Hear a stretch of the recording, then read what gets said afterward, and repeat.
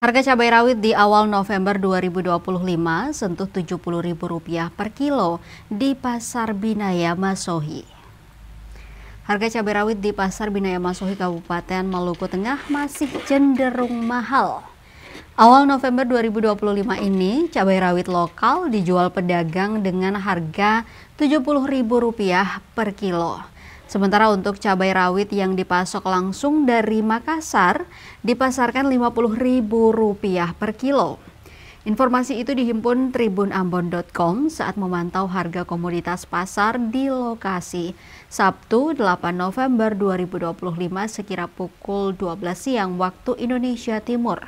Dibandingkan awal Oktober 2025 lalu, cabai rawit mengalami fluktuasi harga yang cukup signifikan.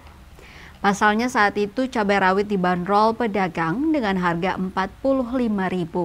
Selain cabai rawit, ada pula cabai keriting yang dijual pedagang Rp40.000 per kilo dan tomat masih bertengger di angka Rp35.000 per kilo. Sayangnya komoditas pasar yang pasokannya terbatas ialah jeruk sangkis atau dikenal dengan nama lokal lemon Cina. Sriyanti, salah seorang pedagang di Pasar Binaya Masohi mengatakan, pasokan cabai hingga tomat cukup banyak di pekan ini. Ia memasok cabai dari petani lokal, juga dari distributor Makassar. Namun sayang, kata Sriyanti, lemon Cina yang paling mahal di antara semua komoditas pasar yang ia jual. Walau distributor memiliki pasokan lemon Cina, ia enggan membeli dari pemasok. Hitung-hitungan dengan modal dan untung yang tidak seberapa. Dengan kondisi itu, ibu rumah tangga itu mengaku membeli yang berdatangan cukup ramai.